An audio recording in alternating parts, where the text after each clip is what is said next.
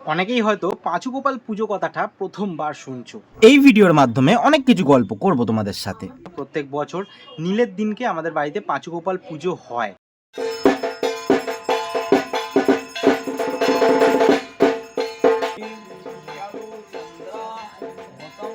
প্রথম কথা বলি পাঁচু গোপাল ঠাকুর কি আর কেন আমাদের বাড়িতে পাঁচু গোপাল পুজো হয়। আর একটা কথা বলতে চাই, পাঁচু গোপাল কিন্তু নিরাকার, মানে কোনো আকার হয় না।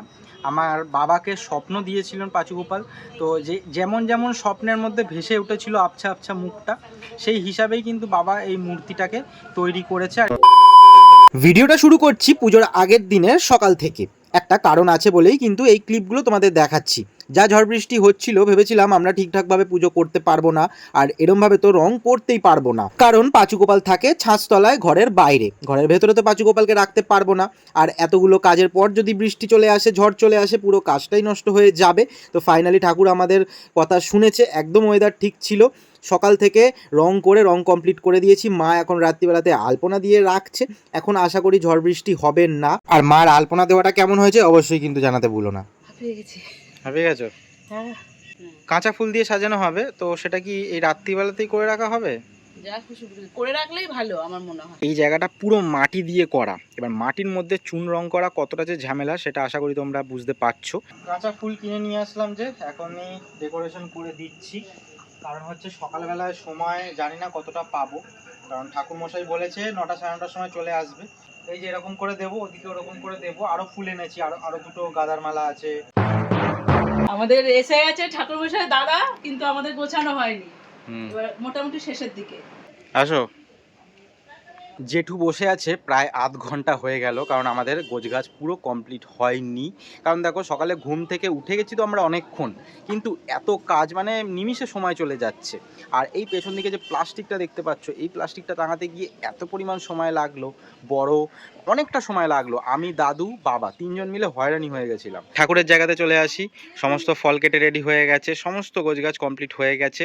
ডেকোরেশন তো আগের দিন করেই রেখেছিলাম কিছুটা, আর কিছুটা না পুরোটাই করে রেখেছিলাম। ওই যে পেছন দিকের ওই ফুলগুলোর ডিজাইনটা তোমাদের দেখানো হয়নি, সাদার মধ্যে অতটা বোঝা যাচ্ছে না। তো সবটা মোটামুটি হয়ে গেছে, এবার পুজো শুরু হবে। সব রেডি হয়েছে? হ্যাঁ। তো এখন বাজে 10টা 45, আর এখন পুজো শুরু হলো। জেঠু চলে এসেছে 9:30। বসিয়ে রাখলাম আধা ঘন্টা, তারপরে গোছগাছ করতে এতটা সময় লাগলো। এখন এই জাস্ট পুজো শুরু হলো, ভীষণ ভালো লাগছে, কিন্তু এখনো সবাই এসে পৌঁছায়নি।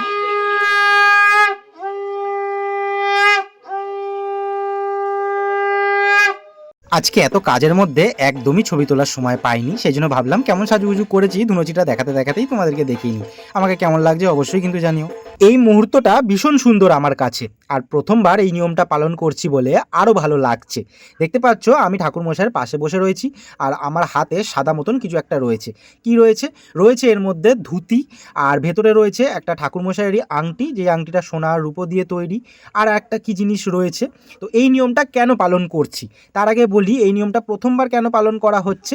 এর আগে অন্য ঠাকুরমশাই পুজো করেছে অনেক বছর, আগের বছর অন্য একটা ঠাকুরমশাই পুজো করেছিল, কিন্তু এই ঠাকুরমশাই বা জেঠু কিন্তু প্রথমবার পুজো করছে।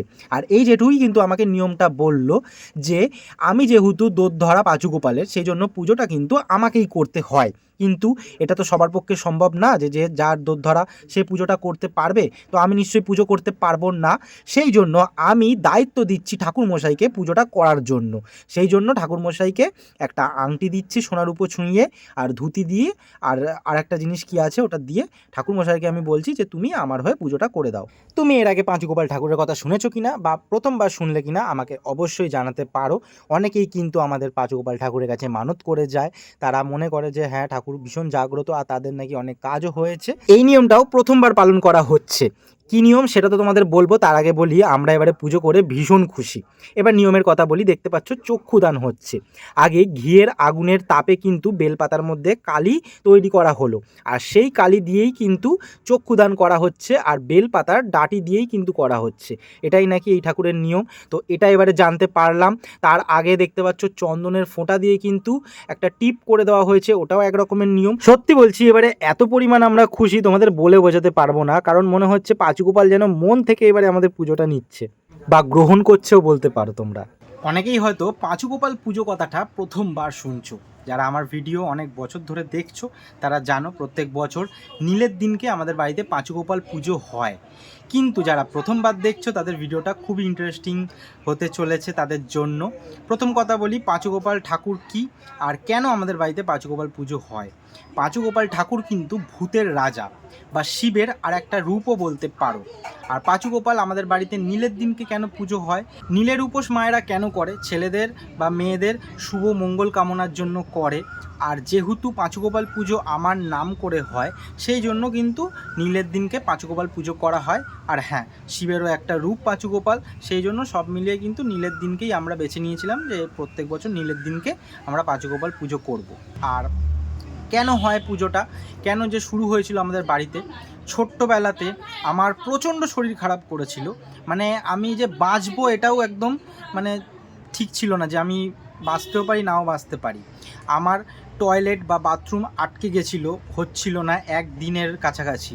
তো তখন আমার মামার বাড়িতে আমার দিদার এক হচ্ছে সখী, বা আমার দিদার হচ্ছে বড়, তিনি বলেছিল পাঁচুগোপাল ঠাকুরের কথা, আর বলেছিল ওর পাঁচুগোপালের নাম করে আমাকে ঠাকুরের সামনে শুইয়ে দিতে। তো তারপরে আমাকে যখন পাঁচুগোপালের ঠাকুরের কাছে শুইয়ে দিয়েছিল, তারপরে কিন্তু আমি পুরো পাঁচুগোপাল ঠাকুরের গায়ে হিসু করে দিয়েছিলাম। মানে এটা কিন্তু একদম জাস্ট 1 বছরও বয়স না এরকম সময়ের কথা বলছি, মানে আমার 1 বছরও বয়স হয়নি তেমন সময়ের কথা। তো তারপর থেকে কিন্তু আমার দৌড় ধরে পাঁচুগোপাল পুজো হয়।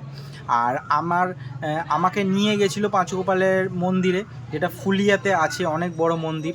কারণ এখানে হয়তো আমাদের বাড়িতে পাঁচুগোপাল ঠাকুর আছে, আর ওয়েস্ট বেঙ্গলের মধ্যে হয়তো 4-5, খুব জোর 10 জায়গায় হয়তো পাঁচুগোপাল পুজো হয়, মানে এতটাই কম। সেই জন্যই বলছি পাঁচুগোপাল ঠাকুরের কথা কিন্তু জানবেন না। শিবের নানা রকম রূপ পুজো হয়, তো সেই জন্য এই রূপটাকে নয় আমরা পুজো করি অনেক বছর ধরে। আর তোমরা যারা জানলে কেমন ইন্টারেস্টিং লাগলো কিনা অবশ্যই জানিও। আরও নানান কথা তোমাদের সামনে আলোচনা করব। দিদা আগের বারের ভিডিওতে অনেক কিছু বলেছিল, তো সেই ভিডিওটাও তোমরা দেখতে পারো, সেখানে অনেক কিছু ইনফরমেশান পাবে। এখন আমরা দিচ্ছি অঞ্জলি। এখানে আমার কিছু কথা বলার আছে। আমি কিন্তু উপোস করে অঞ্জলিতে একদমই বিশ্বাসী নই। মানে আমি একদম সকালের পুজোতে কিন্তু অঞ্জলি দিই, যেখানে বেশিক্ষণ না খেয়ে থাকতে হয় না, যেমন সরস্বতী পুজো, দুর্গা পুজোতে। কিন্তু অন্য পুজোতে যেখানে অনেকক্ষণ না খেয়ে থাকতে হয় বা উপোস করে থাকতে হয়, সেখানে কিন্তু আমি অঞ্জলি দিই না। কিন্তু পাঁচুগোপালের পুজোতে আমি জানি না, না খেয়ে এত বেলা অবধি থাকি বা আমার কোনো খিদের কিছু পায়ও না। তো এই জিনিসটা আমি দেখেছি হয়তো একটা ভক্তির কারণেই হয়। এবার কেন আমি এই জিনিসটা মানি না, তার কারণ হচ্ছে ঠাকুর তো আমাদেরকে বলেনি যে উপোস করে শরীরে কষ্ট দিয়ে আমার ভক্তি কর বা আমাকে পুজো কর বা আমার জন্য উপোস করে থাক। তো আমি সেই জিনিসটা মানি। কিন্তু হ্যাঁ, এখানে অনেকটা বেলাতে অঞ্জলি দিচ্ছি, কিন্তু আমি সকাল থেকে চা ছাড়া কিছু খাইনি। আর প্রত্যেক বছর কোনো অসুবিধাও হয় না, আবার ভালোও লাগে। যাই হোক, আমি কিছু ভুল বললাম কি ঠিক বললাম অবশ্যই তোমাদের মতামত জানিও। ভুল হলেও বলো, ভালো লাগলেও অবশ্যই কিন্তু কমেন্ট করে জানিও।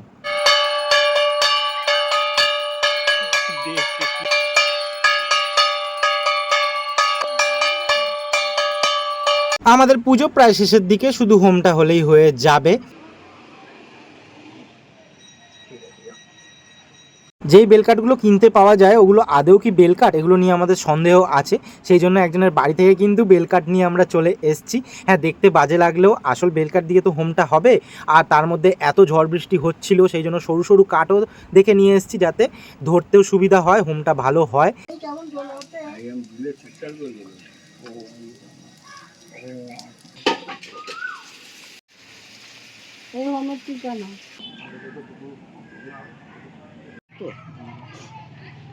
এত বছরের মধ্যে এবছর পুজো শেষ হতে অনেকটা দেরি হয়ে গেল, বেশি সময় লাগলো। জেঠু অনেকক্ষণ ধরে পুজোটা করলো, জেঠু প্রথম বছর করলো কিন্তু অনেকক্ষণ ধরে পুজোটা করলো। অন্যবারে 12টার মধ্যে মোটামুটি আমাদের পুজো কমপ্লিট হয়ে যায়, কিন্তু এবারে প্রায় 2টো বাজে। আর একটা কথা বলতে চাই, পাঁচুগোপাল কিন্তু নিরাকার, মানে কোনো আকার হয় না। আমার বাবাকে স্বপ্ন দিয়েছিলেন পাঁচুগোপাল, তো যেমন যেমন স্বপ্নের মধ্যে ভেসে উঠেছিল আবছা আবছা মুখটা, সেই হিসাবেই কিন্তু বাবা এই মূর্তিটাকে তৈরি করেছে। আর এইভাবেই কিন্তু আমরা পাঁচুগোপাল পুজো করি। এমনি ফুলিয়াতে যে আসল যে মন্দির আছে, ওখানে কিন্তু পাঁচুগোপালের কোনো মূর্তি নেই বা কোনো ঠাকুরেরও নেই। একটা বড় আকন্দ গাছ আছে, যার তলাতেই কিন্তু পাঁচুগোপাল ঠাকুরের পুজো করা হয়। আর একটা কথিত কথা আছে, আমরা দেখিনি, যে শনিবার মঙ্গলবার দিনে ওই আকন্দ গাছটায় অনেক জোরে হাওয়া না দিলেও কিন্তু দোলে গাছটা, আর ওই ওই গাছটার তলাতে যেখানে সবাই খাবার দেয়, মানে ভোগ নিবেদন করে ঠাকুরকে, তো সেই ভোগগুলো কিন্তু আস্তে আস্তে ওখান থেকে খালি হয়ে যায়। তো এটা নিষ্ঠার অনেক ব্যাপার। তো আমরা তো দেখিনি, আর আমি ছোট ছিলাম তখন, আমার খেয়ালও নেই সবটা। আমি গেছিলাম যে তখন ফুলিয়াতে, তখন মনে আছে। এবার আজ থেকে প্রায় 23-24 বছর আগে আমি গেছিলাম, বা 20 বছরও যদি ধরি, আমি তখন একটু বড় ছিলাম। আর মাথার চুল, ওই আমার একদম ছোটোবেলায় যখন হচ্ছে মুখে ভাত হয়েছিল, তখন চুল রেখে দিয়েছিল, ওই চুল দিয়ে পুজো দিতে হয়। আমি তো অনেকটা বড় অবস্থাতে গেছিলাম, তখন মনে হয় আমার 5-6 বছরের ওপর বয়স ছিল, তখন আমি গেছিলাম। আমার মনে আছে তখন তো রাস্তা একদম ভালো ছিল না, আমরা ভ্যানে করে চেপে গেছিলাম, কমলা লেবু খেতে খেতে গেছিলাম। এখন তো আশা করি পাকা রাস্তা হয়ে গেছে, আমরা অনেক বছর যাইনি, পাকা রাস্তা হয়ে গেছে, সব রকম গাড়ি ঘোড়া চলে। কিন্তু তখন মাটির রাস্তা ছিল, আর লাল মাটির রাস্তা ছিল, মনে আছে। জঙ্গল ছিল পাশে, ক্ষেত ছিল না, কিন্তু জঙ্গল ছিল পাশ দিয়ে, আর লাল মাটির রাস্তা, আমরা ভ্যানে করে গেছিলাম, এগুলো আমার মনে আছে। কিন্তু এইটা হচ্ছে আসল ব্যাপার, এই জিনিসটাও তোমাদের বলে রাখা দরকার। ভিডিওটা শেষ করার আগে পাঁচু গোপালকে আরেকবার দেখাই তোমাদের। দেখতে পাচ্ছ বাবা কত সুন্দর করে কিন্তু বানিয়েছে। বাবা নিজের হাতেই কিন্তু প্রত্যেক সপ্তাহে একবার করে পরিষ্কার করে দেয়, কারণ এই জায়গাটাতে অনেক পরিমাণ শ্যাওলা ধরে যায়, পরিষ্কার করে দিতে হয়, পালিশ করে দিতে হয়, মানে সুন্দর করে রাখে। তো যাই হোক, ভিডিওটা কেমন লাগলো অবশ্যই জানিও, আশা করি খুব ভালো লেগেছে। টাটা আজকের জন্য, সবাই ভালো থেকো, সুস্থ থেকো, টাটা।